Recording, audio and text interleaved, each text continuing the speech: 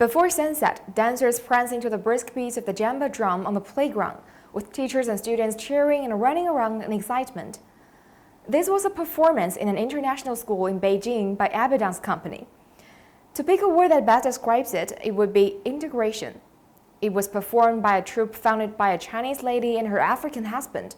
The performance featured a dance with the typical African djembe drums in a school in China. Dancers and drummers from both China and Africa were dressed in traditional African attires. The teachers and students with various skin colors were in high spirits. The Chinese culture has been magically blended with the African culture and the global culture as a whole. It was Chinese performing artist Jiang Keyu and her husband, Cameroonian dancer Simon Nabe, who founded the Abbey Dance Company. In 2005, Jiang Keyu was selected into a Chinese-Cameroonian cultural collaboration project as a dance teacher, and took on the job of revitalizing the Cameroon National Ballet. She embedded elements of Taiji and Chinese folk dance in her teaching, along with thoughts rooted in the ideas and philosophies from Taiji and Taoism.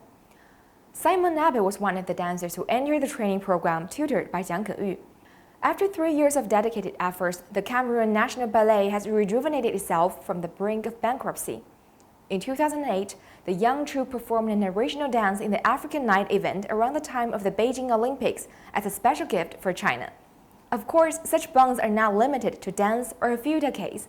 The scroll that records Chinese-African cultural communication and collaboration unfolds back to the Han Dynasty. Back in the 14th century, Moroccan traveler Ibn Battuta started his exploration in China along the ancient Silk Road.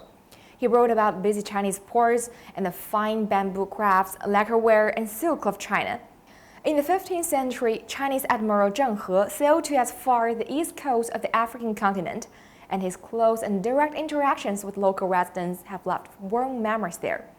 Since the 21st century, with the establishment of the Forum on China-Africa Cooperation, the two sides have seen more extensive and in-depth cooperation in people-to-people exchanges. Chinese TV series like Minning Town have been welcomed in African countries. Projects including the Shaolin Temple Cultural Center in Zambia and the Luban workshops have won applause. Exchange activities like the China-Africa Youth Festival have become increasingly influential. In these, people can see closer bonds between China and Africa. The 2024 summit of the Forum on China-Africa Cooperation has been held on schedule. Leaders of China and African countries have gathered in Beijing again after 6 years. We expect this summit to open a new and more colorful chapter in the era of cultural communication between China and Africa. How can we not be delighted to have friends coming from Africa? We dance with joy and find our hearts connected. Thank you for watching. I'm Xiu Yi in Beijing.